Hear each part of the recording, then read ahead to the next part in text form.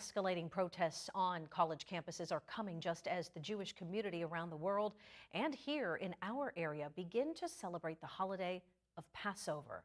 Our Lisa Adams checked in with Rabbi Rob Murray at Temple Anshe Hesed. And Lisa, how concerned is he about what is happening on college campuses, especially as Passover begins?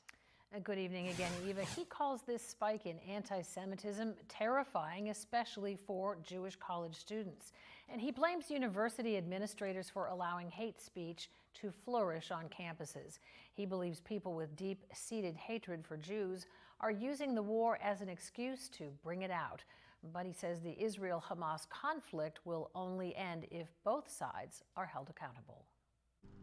At Temple Anshe Hesed, they're getting ready for Passover. In the kitchen, we found Edie Joseph preparing the elements of the Seder meal. We have maror, which are bitter herbs, which talks about the bitterness of being in slavery. Each food a symbol to tell the story from the salty tears of bondage to God's faithfulness in their exodus from Egypt.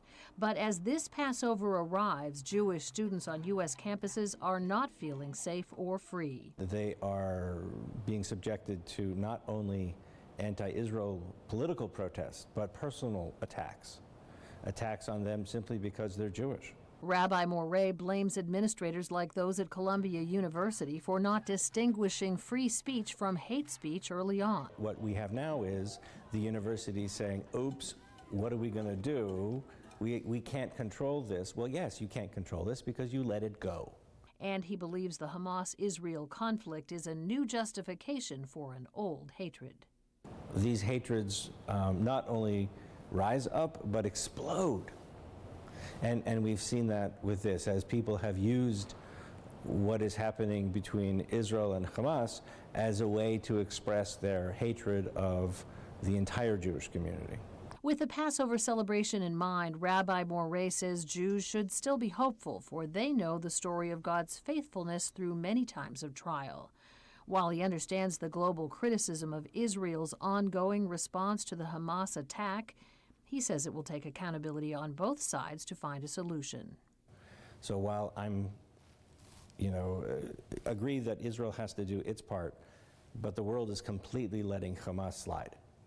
And without holding both parties to account, I don't think we're going to get anywhere.